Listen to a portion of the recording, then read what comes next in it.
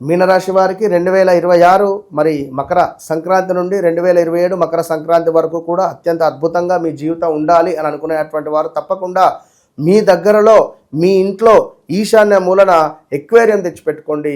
అదేవిధంగా ఈశాన్య మూలన ఒక అద్దం పెట్టుకోండి. ఈశాన్య మూలన తప్పకుండా ఎక్వేరియం పెట్టుకోండి. అదేవిధంగా చేపలకు మీరు ఫుడ్ను అందించే ప్రయత్నం చేయండి, ఫీడింగ్ను అందించేటువంటి ప్రయత్నం చేయండి.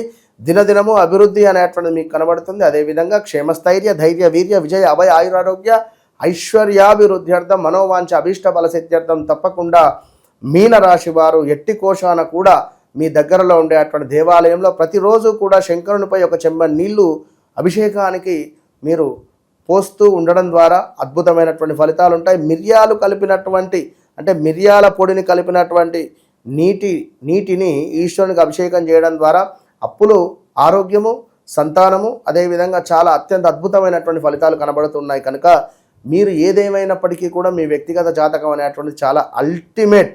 ఎందుకంటే మీరు జన్మించినటువంటి సమయానికి ఏర్పడేటువంటి లగ్నం వేరు, అదేవిధంగా మీ వ్యవహారిక నామం వేరే ఉంటుంది.